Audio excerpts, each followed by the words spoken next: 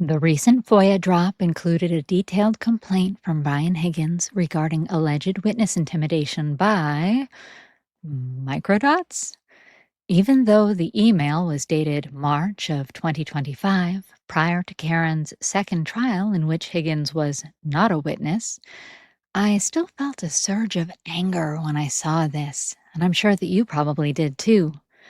I have been quietly collecting statements made about Brian Higgins from his former girlfriends, from people who knew his family, and from people who knew him well. And today is the day to share it. These people have a lot to say. Apparently, Brian Higgins needs a formal lesson in why reasonable people think Brian Higgins should be investigated for the death of John O'Keefe. For starters, he had means, motive, and opportunity. But we're going to take a closer look.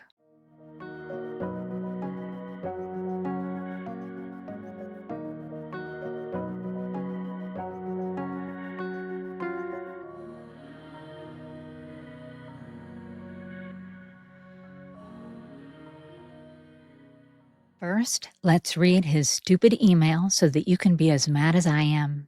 Actually, mad is not specific enough.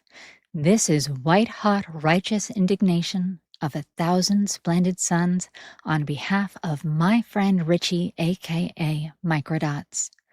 Because of this, I will not be reading the letter politely and in a neutral tone of voice. I already tried and it didn't work. The letter is far too melodramatic to be taken seriously. If this is a problem for you, I recommend that you probably should leave now. I apologize in advance for my pithy and sardonic tone. I do want to thank Grant Smith Ellis for calling this to my attention and for putting this onto an accessible PDF for all of us. This is going to be one of my one-take wonders, so I thank you in advance for your patience. If my goofy golden retriever barks or there are any other sounds of life that disrupt this recording. Now listen, I can get this info to you much faster if I just read it and record it. It takes so much longer to show the receipts in video form. However, I'm happy to do that if you'd like. Let me know in the comments if you want me to make a second video that includes them. I've done duplicate videos before where first I release the audio and then I make a second video combining the audio with the visuals, so I really don't mind at all.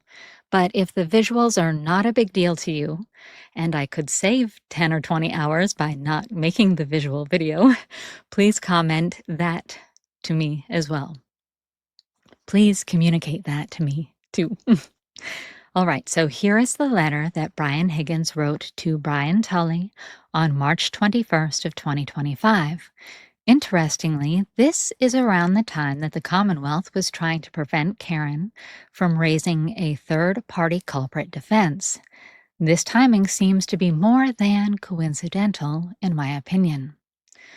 So it starts out, Detective Lieutenant Tully, I am writing to report a pattern of witness intimidation and harassment by Mr. Richard Keogh, who I believe resides in Quincy, Massachusetts. Mr. Keogh is also known online as Microdots, and based on publicly available information, appears to own and operate RKI Design LLC. Mr. Keogh operates the YouTube channel Microdots, and then the link is provided, which currently has 31.7 thousand subscribers and approximately 40 videos, some of which I have noted below. He also manages the Microdots Facebook page, which has approximately 4.5 thousand likes and 7.6 thousand followers. This page contains a link to dropmicrodots.com, which is listed as the official Microdots store and predominantly sells Karen Reed-related products. Products, not merch, not items, products. Additionally, Mr. Keogh maintains a second Facebook page under the name Richie Keogh. Mr. Keogh began targeting me through the creation and dissemination of videos on YouTube. These videos, the majority of which are narrated, focus on footage of myself and other Commonwealth witnesses at the Waterfall Bar and Grill on January 28, 2022, and suggest that I was responsible for or conspired with others regarding the death of John O'Keefe. The videos have been widely circulated on platforms such as Facebook, YouTube, and X, in parentheses, he says, formerly Twitter, and utilized as repeated content by other YouTubers. I believe these actions are intended to support an alternative narrative aligned with Karen Read's defense team and to incite and encourage their followers to intimidate and harass me and other Commonwealth witnesses. Okay, let's pause for a second. I want to call your attention to that last sentence. I believe these actions are intended to support an alternative narrative aligned with Karen Read's defense team and to incite and encourage their followers to intimidate and harass me and the other Commonwealth witnesses. Higgins is using specifically coded language to bolster this witness intimidation narrative. He also assigns intent. As we've learned, intent is in the mind of the person or people who took action. His perception of their intent does not carry legal weight, but it does serve to manipulate the reader. Frankly, by the time I share with you the firsthand experiences from people who know Higgins well, I predict that you will probably share my opinion that nobody has an intent to try to intimidate or harass him because nobody knows what he's fully capable of. But at minimum, many, if not most of us, believe that he is capable of murdering a friend. Like many others, I generally don't go picking fights with people who I believe are capable of murdering, especially people capable of murdering their friends. Higgins' letter continues, over the past 21 months, I have lived in a constant state of fear for my personal safety and the safety of those close to me. I have had to remain hypervigilant in public, and my daily life has been significantly disrupted. And then he gives us a bulleted list. I have been photographed while on duty at both Nashville International Airport and Boston Logan International Airport, which has caused employment-related issues. That's all he says. He doesn't provide any meaningful details. So, to me, this is bollocks.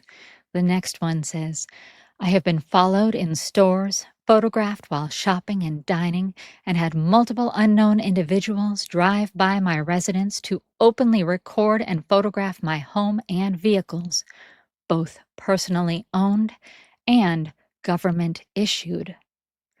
I hope he realizes that this information is also available, from Google Street View.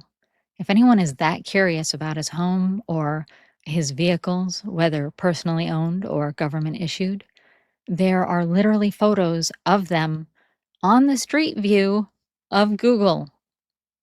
He also says, I have received threatening mail as recently as this week. And it's interesting that he references threatening mail as recently as, quote unquote, this week, yet he does not include supporting documentation.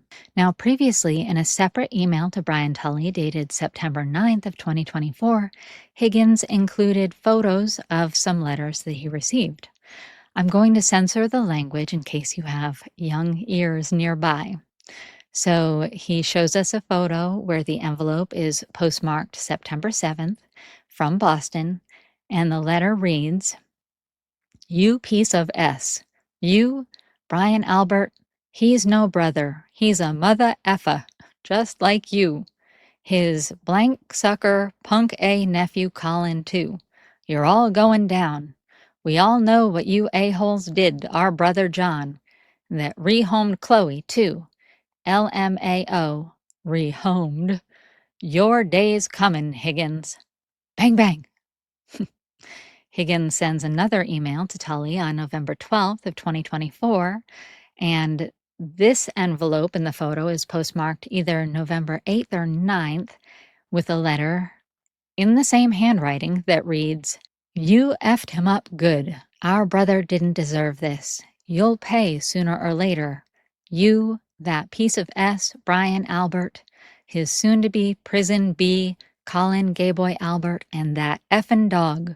You mother effers. You joined the murdering POS Albert family. All going down.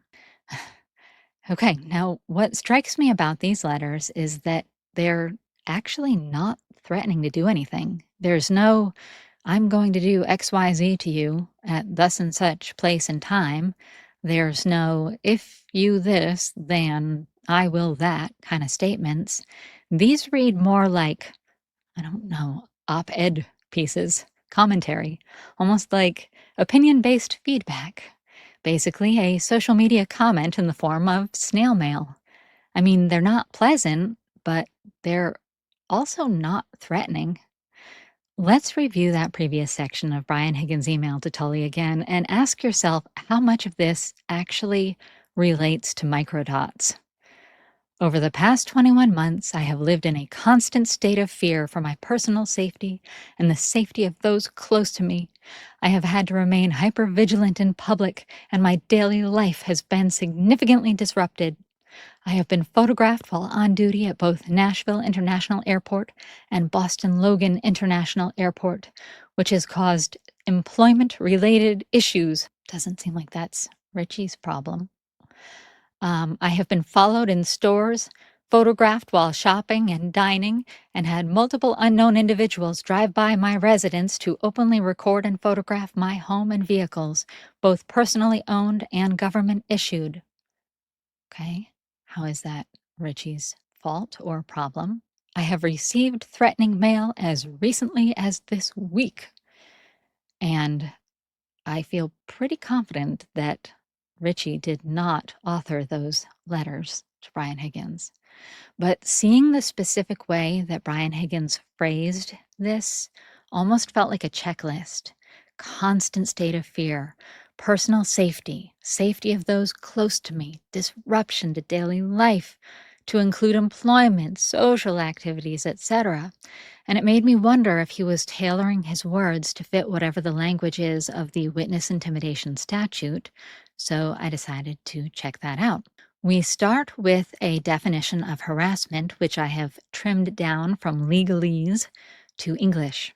In this section, harass means to engage in an act directed at a specific person that seriously alarms or annoys and would cause a reasonable person to suffer substantial emotional distress. Such act may include, but not be limited to, an act conducted by mail or phone or electric communication device, including, but not limited to, email, internet communications, instant messages, and a fax machine.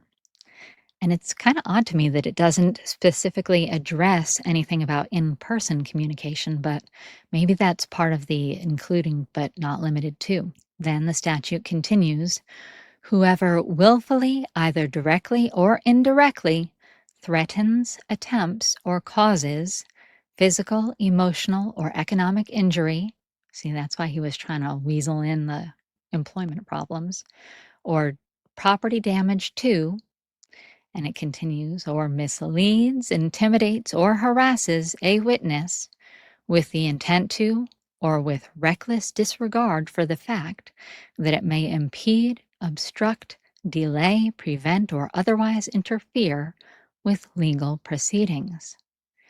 So, really, if I'm understanding this correctly, it almost seems like it hinges on the character of the witness testifying. I mean, is Brian Higgins claiming that the actions of microdots are going to interfere with his ability to tell the truth on the witness stand? Mr.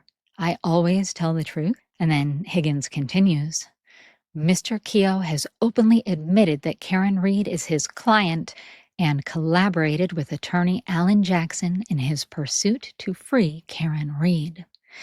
In a social media post, he has stated that he worked alongside Attorney Jackson in the war room, transforming ideas into visually compelling graphics, quote, many of which we didn't have the opportunity to use, end quote. On June 23rd, Mr. Keogh posted a photograph of himself with Karen Reed on Facebook and said, quote, "My close friend and client, the very beautiful, brilliant, and innocent Karen Reed.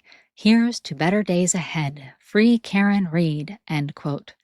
I believe this photograph was taken during the first trial, and this caused Brian Higgins to experience physical or emotional injury to the point that he felt unable to testify truthfully in the second trial? Really? And then he continues, on June 25th, Mr. Keogh again posted another photograph to Facebook, this time with himself and attorney Alan Jackson, and wrote, quote, "One of the pinnacles of my career has been collaborating with Alan Jackson in his pursuit to free Karen Reed. We spent countless hours in the war room together, meticulously discussing the case and transforming his ideas into visually compelling graphics, many of which we didn't have the opportunity to use. His brilliance and charisma extend far beyond the courtroom and are just as impressive as his performances within it. Thanks, AJ. I look forward to future collaborations with Worksman Jackson and Quinn LLP. Hashtag Karen Reed Case. Hashtag Free Karen Reed. Hashtag Justice for John O'Keefe." End quote. And Brian Higgins says, I believe this photograph was taken during the first trial. Mr. Keogh, on his Microdots Facebook page, under the Life Events section in 2023, posted, quote, "Started new job at Worksman, Jackson and Quinn LLP," end quote.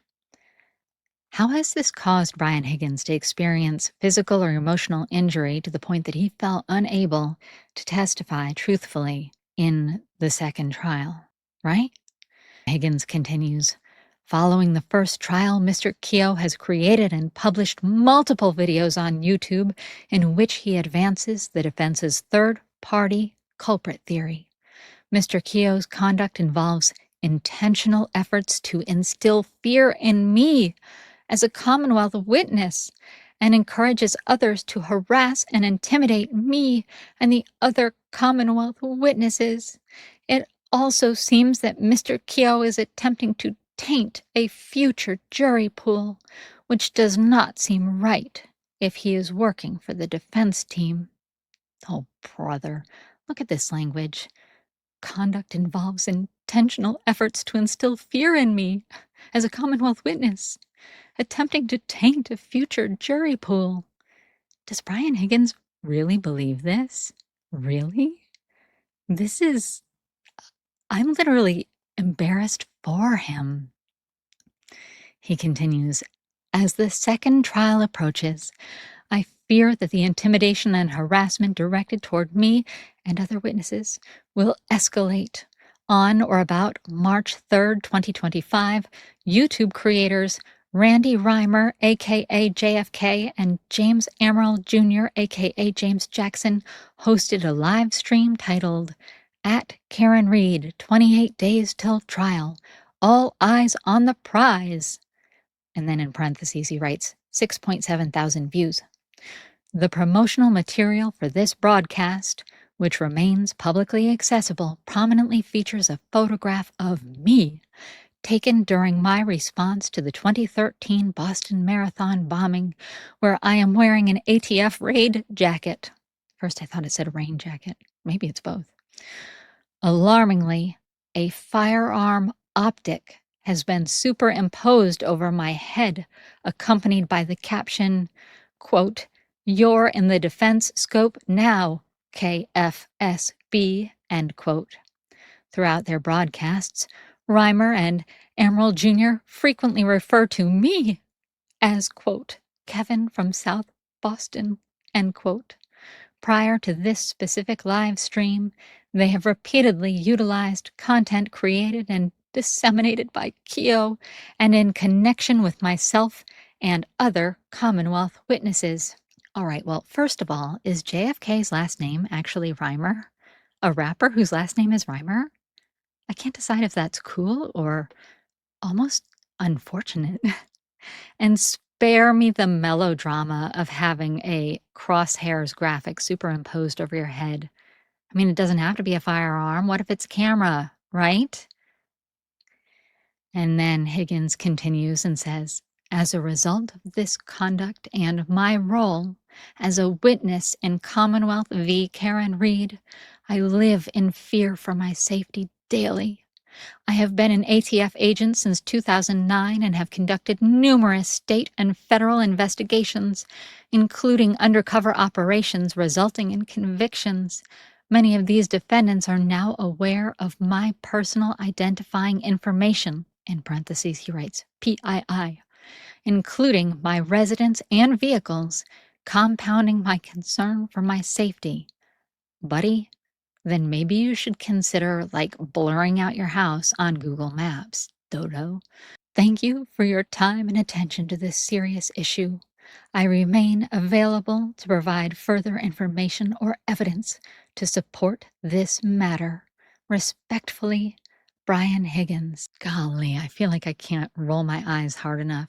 I'm sorry, but if what he is describing is truly as damaging to his emotional and physical safety as he's describing, I don't think that falls under the definition of reasonable person, especially not for someone who is supposed to be in a role that requires the courage to interact with bad guys professionally.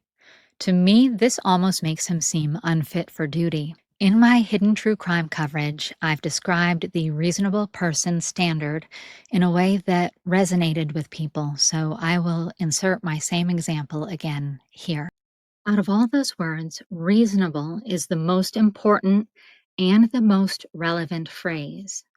It's nice because it's equal opportunity, it's accessible. Reasonable empowers us to decide just as much as a judge can.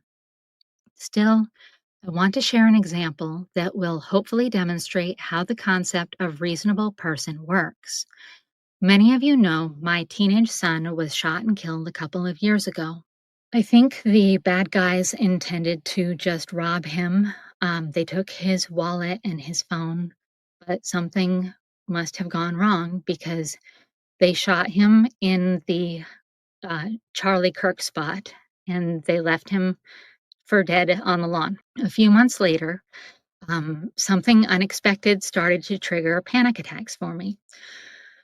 You know those inflatable yard ornaments that people put on their lawns during the holidays? And at night they look fabulous and festive, but during the day, the fallen heaps of crumbled fabric scattered throughout the neighborhood look like dead bodies, like a Normandy beach invasion that only my eyes can see. Those inflatable yard decorations were so upsetting to me that they impacted my daily behavior. The first year, I tried to avoid them by driving on only main streets as much as possible, and trying to stay out of neighborhoods where there would be houses that were decorated.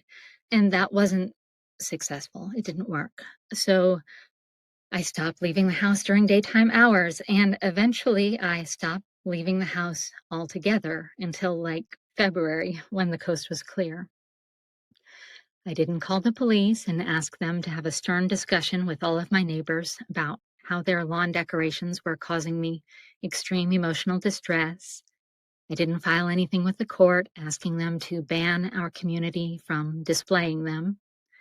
Inflatable yard decorations are an expression of free speech, and my personal panic attacks over perceiving them as dead bodies was not a reasonable fear. It was a real fear. It was producing all the symptoms of real fear. But even I can acknowledge that it's a personal problem. It's mine to manage and it's mine to resolve. By contrast, have you ever seen or heard about Halloween yard decorations that are so realistic it results in calls to 911 from people who genuinely believe that they are witnessing an emergency? Let me show you an example of one that would certainly fool me into calling 911. In South Carolina, this frightening scene appears all too real. Flames tearing through both stories of this suburban house outside Greenville. But the message from the home's owners, please stop calling 911, It's all lighting. Each window has its own little setup. It's just the latest over the top Halloween decoration from Sam Lee and his fiancee Amanda Pedden. All smoke and lighting. The display, they say, is a hit with most neighbors. We do have a 1% that, don't like it, and that's understandable. They're entitled to their opinion. But we do it for the community. If this is too far, what's not too far? What's the line? And who's to say what that is? I don't really agree with the homeowner's perspective here. I think the potential harm outweighs the entertainment value. But I still feel like it's potentially dangerous to train people's instincts not to react to something that's so visually intense. And in my opinion, we need people to see a house fire and call 911 without having to pause and wonder if it's real. I also think that it's harmful for the young kids in the neighborhood to view something so frightening and then have adults tell them, don't worry about it, it's not real. To me, this is so realistic that a reasonable person might perceive it as a real emergency. And of course, that's very different from my unreasonable fear of daytime lawn decorations. And despite how visually frightening these Halloween decorations seem to be, it's still protected by the First Amendment. It's not how I'd prefer that this be handled, but I realize that I don't get to make the rules for how other people choose to express themselves. That's how the First Amendment works. We can disagree with someone's free speech. We can say, "Ooh, gosh, that's probably not how I would have handled my feelings in that situation." But ultimately, we don't get to make the rules for how other people express themselves or process their grief. With that reasonable person standard in mind, let's review why reasonable people believe that Brian Higgins should have been, and frankly, why Brian Higgins should currently be, investigated for the murder of John O'Keefe. 1. Brian Higgins has a history of aggression and anger management problems. For example, there was the excessive force situation at Cape Cod Firearms. There was the situation with the ex-girlfriend and the puppy, which I will share the details of in the personal info section after we are through with this. There's the breaking the video game controller of John's nephew in a fit of rage during his visit there in mid-January of 2022. There's the alleged blow up when they attempted to serve him the preservation order for his phone at Canton PD. Second of all, Higgins participated in I'm calling it love triangle. I don't know if that's the best I don't know if there's a better way to phrase it. If there is, we'll go with that. But for our purposes right now, we'll just say love triangle with Karen behind John's back. He was a willing participant in the text conversations. He seemed to be trying to get Karen's attention at the bar. He sent Karen the well text at the waterfall directly preceding John's death. And during testimony, he distanced himself and denied having any romantic interest in Karen, trying to frame their text exchange as just two buddies talking about life. 3. Higgins is witnessed on camera aggressively gesturing to John in a confrontational way, literally 15 minutes before John's estimated demise. Number 4. Higgins sent an aggressive text message to John O'Keefe literally 5 minutes prior to John's estimated demise.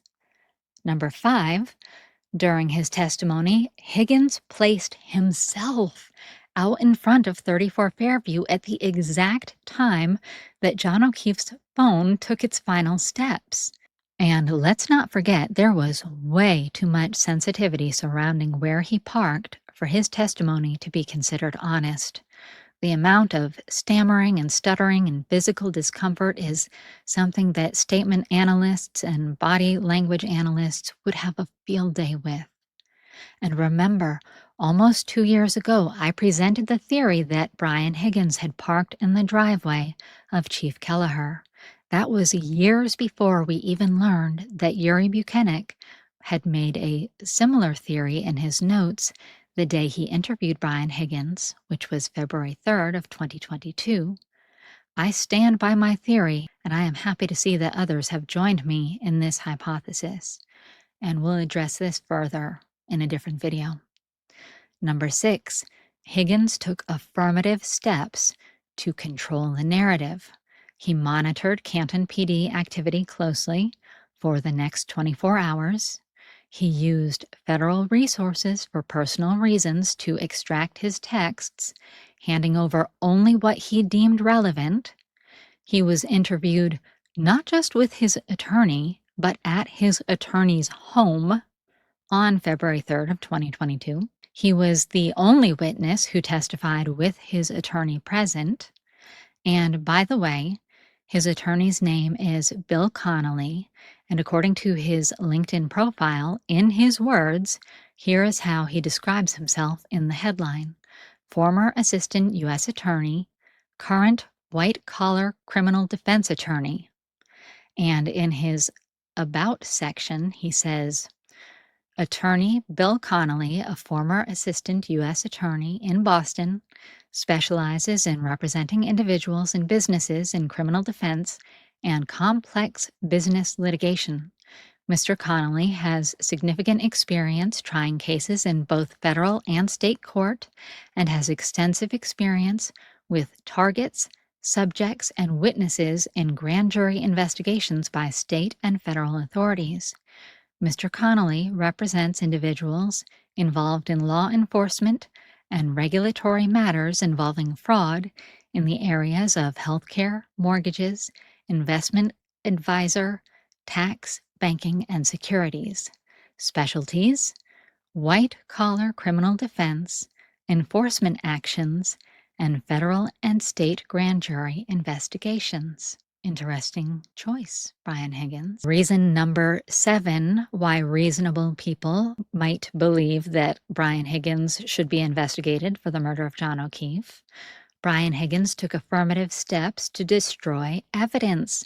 He changed his phone number, and phone carrier the day before the preservation order was ultimately served. He disposed of the phone and SIM card, hypothetically, on federal property where disposal of household trash is expressly prohibited and is therefore a crime.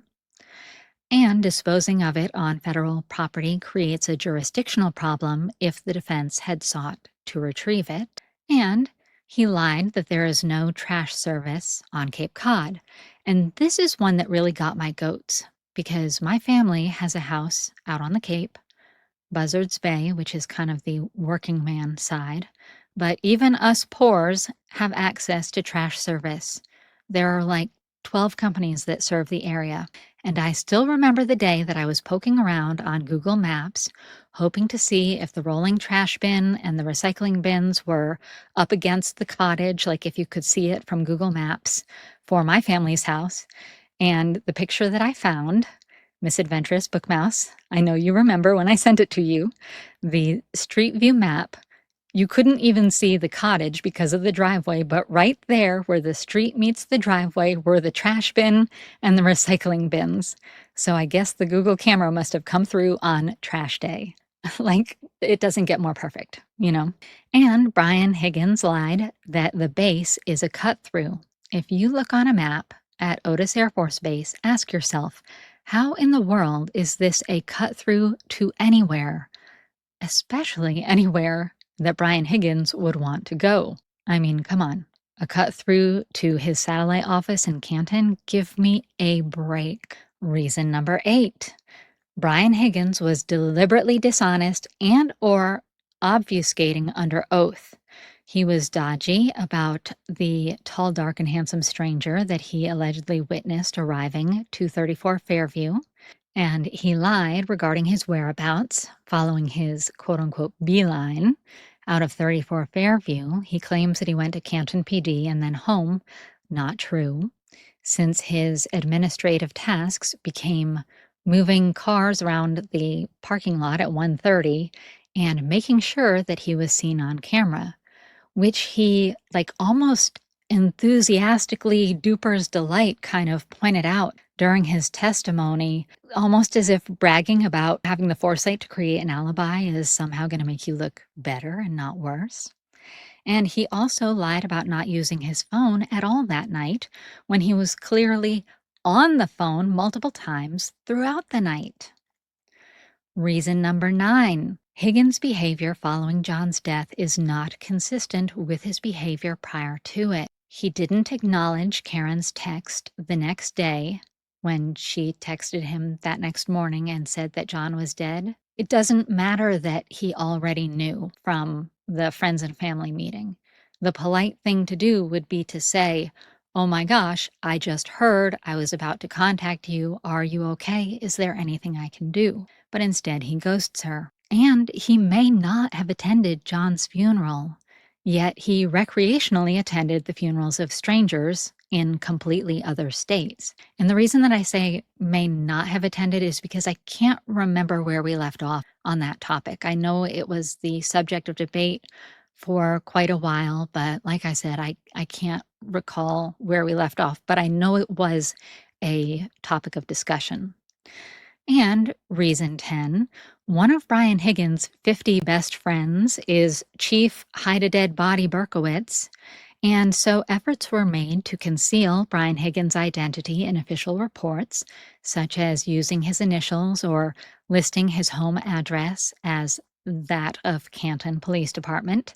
And then further efforts were made to remove Brian Higgins' toast to Chief Berkowitz at his retirement party in June of 2022, removing the evidence that Brian Higgins even made the comment that Berkey is the person you would call in the middle of the night if you needed to hide a dead body.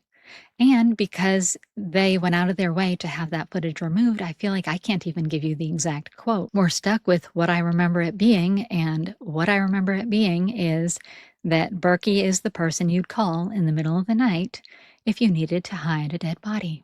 Let's dig into the character evidence. I'm not going to share names because I don't want to place these people in danger. You can decide for yourself how much credibility you want to place on their contributions. I am just relaying their statements and the date that the statements were made. So first, we are going to hear from one of Brian Higgins' ex-girlfriends, and she shared this on social media on June 30th of 2023. And she said, "In 2008, I dated Brian Higgins. It ended abruptly one summer day when he went out for a run, forgot to lock the cabinet where he kept his work phone and firearm, and I checked the phone when it was alerting incessantly. He had 5 different women texting him with various detailed plans, and a quick look through the phone solidified his exceptional dishonesty, e.g., a supposed fire call 2 nights earlier was actually him with another woman.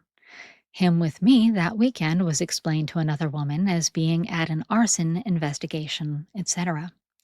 I packed my things and my dog and left Sandwich to head home from our vacation spot soon after what I read. I passed him on my drive as I turned onto 3N, and his arms were in the air like, what the heck? The only communication I received from him after that was, quote, 'You left my gun unlocked?' Interrobang, which is the combination of question mark, exclamation point, end quote. Nothing else. While we were dating, Brian was very hot and cold, an awesome guy one minute, horrible the next. But the one story that most who knew us recall is Brian throwing my 10-week-old puppy off a dock into 6+ feet of water. I had just had back surgery and was only just recovering and had to jump in to grab my dog." And then she gives us this quote, which is, "That's the only way he was going to learn to swim," was Brian's reply. When I first read about this story in May, I actually messaged Turtle Boy because I had not seen Brian's name in it, but thought it screamed of him and his crew. I wrote to TB and asked if Higgins had any part of it. I actually got chills when I read further and saw Brian was present that night. I am certain he has significant involvement in whatever happened to John O'Keefe. While I've been hesitant to put myself on the line with this, I'm certain the stories about Brian Higgins being a nice guy are unfounded or based on very limited interactions. He's an absolute narcissist, and what I've shared here is a fraction of the evidence of what a terrible person he is. And then, true to her word, she includes a screenshot of the message that she sent to one of Turtle Boy's helpers on May 1st of 2023, which reads, "Any chance Brian Higgins ATF has been in any of the Canton material? I dated him many years ago, at the time a Cambridge arson investigator. He became a decorated ATF agent and lives or lived in Canton. This screams of his circle." There's a message on May 2nd that says, "Holy S, there's his name. I knew this stunk of his type." So then a second former girlfriend enters the chat and replies to the first one. And she says, "Sorry to hear what happened. I'm sure he wined and dined you, made you breakfast, took you on vacation, and made you laugh exactly like he did with me in 2003. You and I both know how it ended for me as well. Narcissistic is an understatement. He's definitely diabolical and a pathological liar. It should have been a red flag when he disowned his dad, who was well respected on CFD. I'm guessing that's Cambridge Fire Department. Can't say the same for Brian. I'm sure they threw a party when he left. He always thought he was better than all of them anyway. You and I read the story and know what he's capable of. Others who defend him are just victims of his manipulation. And Brian, if you're reading this," and then there's a middle finger emoji or the Canton salute, "I hope the karma train hits you hard. It's been a long time coming.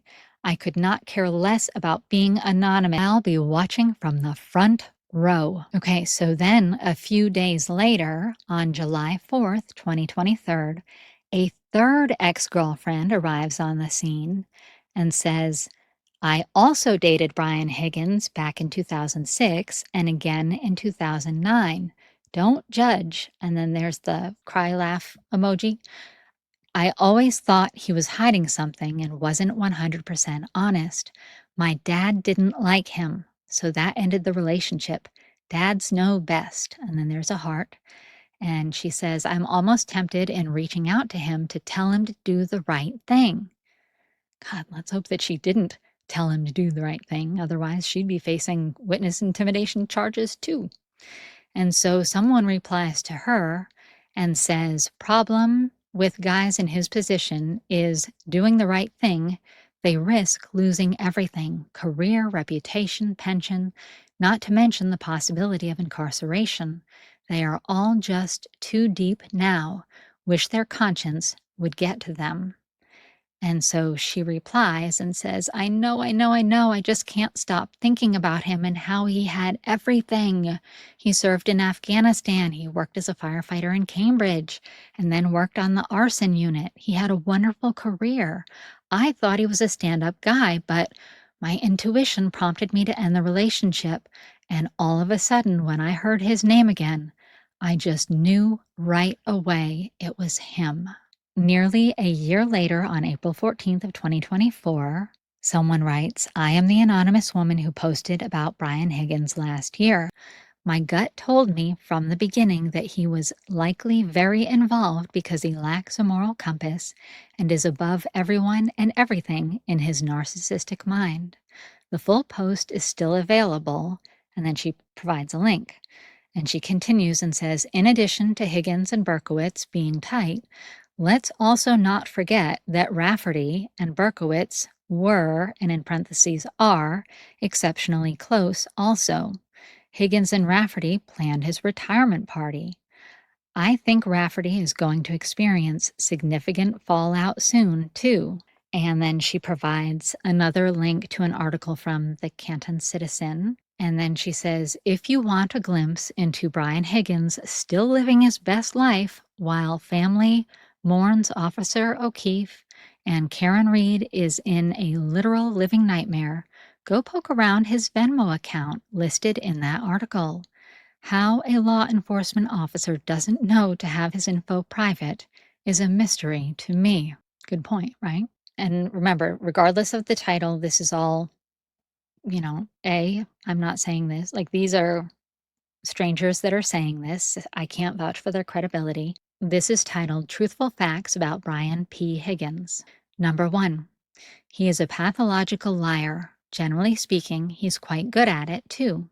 It's only the select few he lets close enough that know the real man, a pathetic, awful liar. When you figure him out, it's easy to stay ahead of him, which leaves him feeling powerless. His lies are generally elaborate, like telling everyone and anyone that you cheated on him with most of the town's police officers, stole a box full of cash he hid in a child's bedroom closet, damaged his precious motorcycle, and destroyed a house before moving out. Thank goodness for being smart enough to take photos of everything. All lies, and those are only a few. Number 2, family is just not his thing. I am not sure who he hates or hated more, his deceased sister or his living mother. Both of them he has called nasty, horrible names, even to their faces. He had no relationship with his sister, and he wouldn't be caught dead in the same room with his living mother. There was pain involved when his sister died, but it was more about the guilt that he felt around how he had treated her and abandoned her 2 kids. Using his sister's death twice on the witness stand and making it appear this is why he moved to Canton, became besties with Berkowitz, and was granted an office spot in the police department is a joke. For the record, she, the sister, died in early 2016. Number 3, he's not really a crier. This is only reserved for when he's caught red-handed or it's something really bad. He much prefers making people cry, as it gives him great pleasure and power. I believe the right word to classify that is bully. He's the biggest one I know. Number 4, he likes to pretend he is a tough guy, but he is weak. He's all talk with his threats. Even threatened to cause physical harm to someone who just spent 5 hours in a funeral home at his father's wake.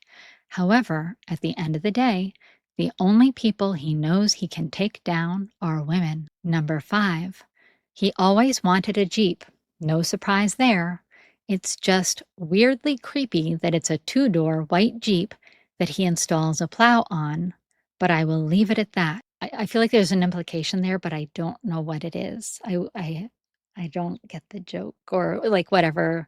If you do get the joke, please explain in the comments, like please, so that we can all enjoy whatever is being implied here about it's weirdly creepy that it's a 2-door white Jeep that he installs a plow on, but I will leave it at that. Number 6, he doesn't seem to know Jameson and ginger is classified as a whiskey soda. Jameson is an Irish whiskey, and ginger is also referred to as ginger ale, which is a soda. Duh.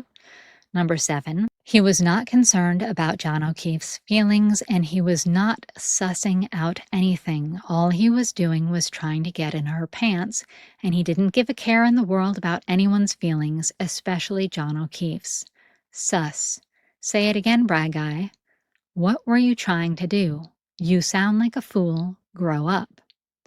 Number 8.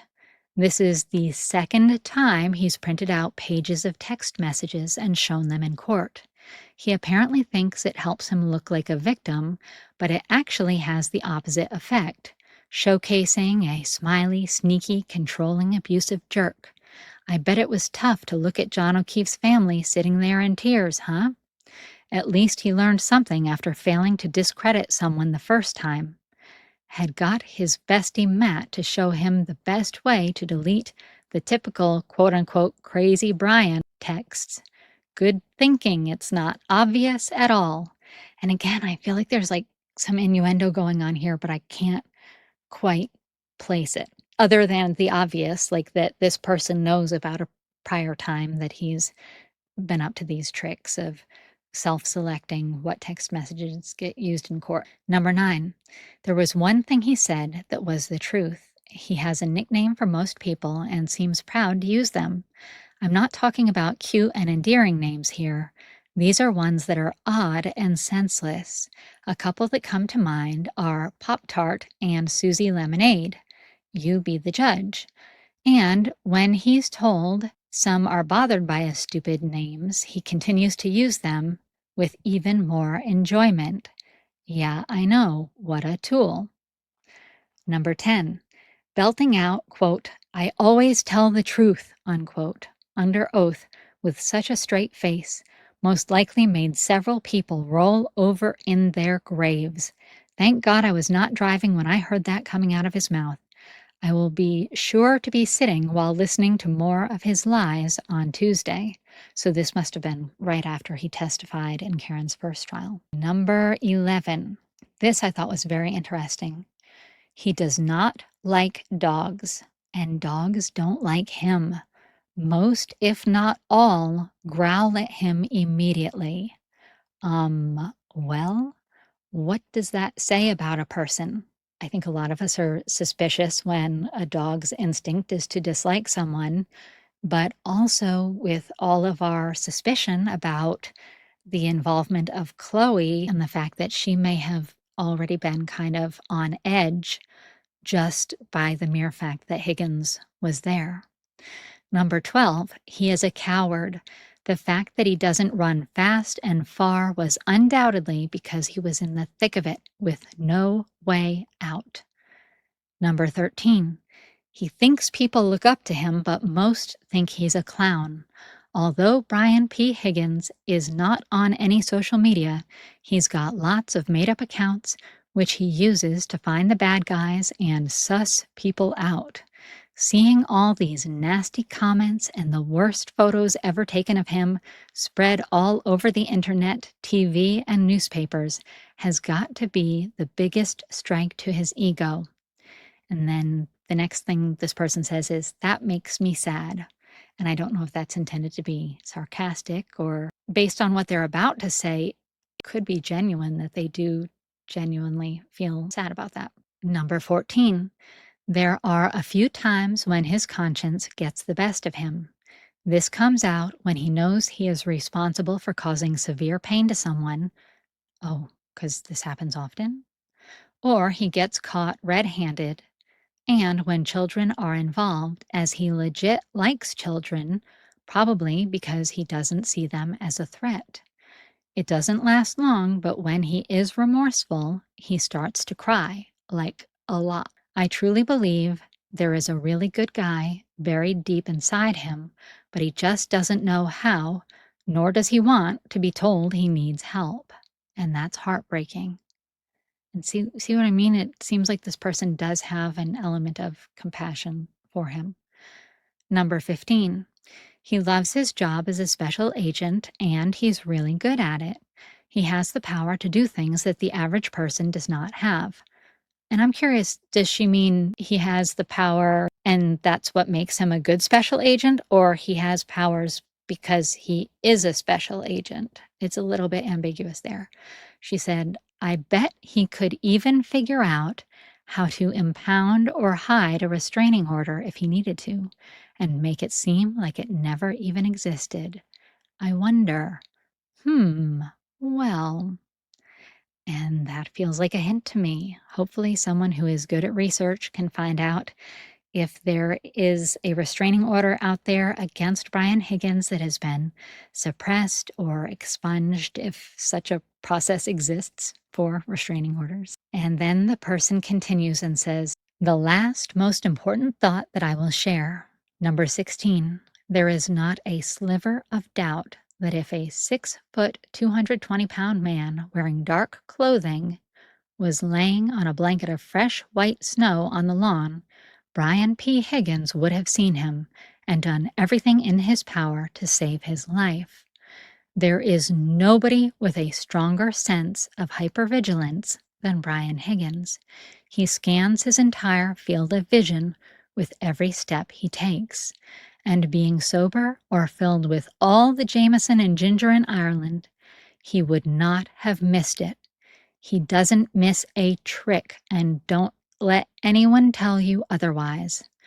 There is so much more that I could share on his character, but it's just not worth it to me. I'm just going to skip over this next paragraph because it feels a little bit private, and we'll just kind of skip to the end, which says, at the end of the day, he's clever and desperate enough to find a way to save himself from going to jail. Sad but true. Good luck. And then someone co-signed the observation about Brian Higgins treating his family poorly, and they said, I can attest to treating his sister like S. I unfortunately knew her, and it was well known that he was an a-hole. However, she certainly followed his footsteps. And then another person said, I'm from Cambridge. However, I did not know Brian, but my friends and multiple cousins did, and they all say the same thing. He is a bully. And then another stranger replies and says, I'm just around the corner from you, and I have heard the same. And then someone else says, I will not name names, but I know firsthand he is crazy, violent with women, and I'm convinced him seeing Karen with John that night and her ghosting him made him enraged. I personally think it was him and Brian Albert.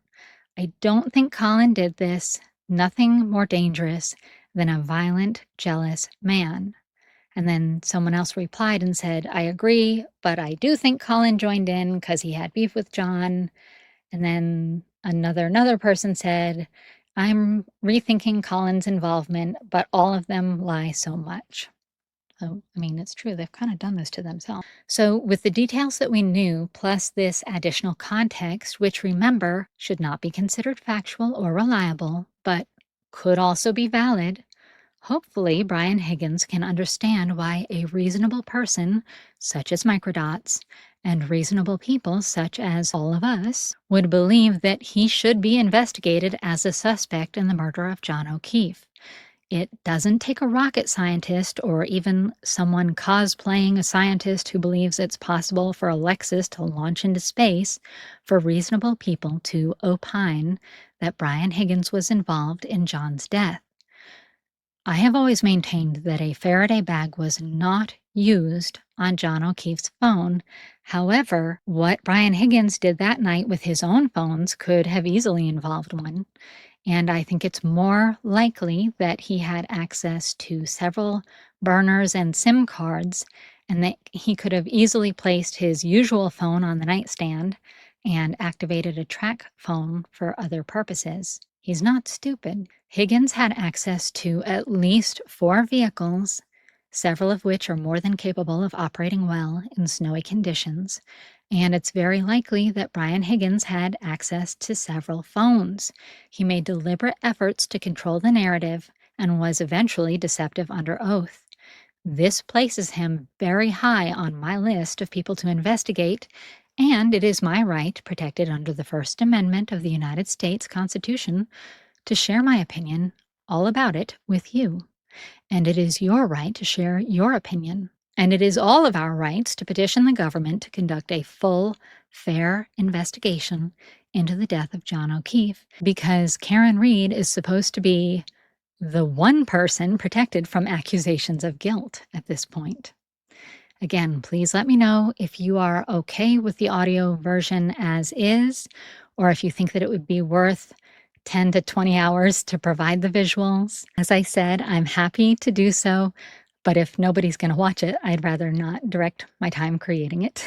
Oh, you know what might be a third option now that I think of it? I could probably put all the photos and files into a Google folder for you and make that accessible to you so that you could see them that way. That wouldn't take very long to do. So, in addition to letting me know in the comments, I encourage you to communicate your feedback to me by using the thumbs up button to like the video. And if you're on mobile, you can swipe left from the comments section. And I think it will give you the opportunity to hype the video, which will help get it in front of more people. Brian Higgins, I don't think it was a good idea to pick a fight with Richie from Microdots, in my opinion.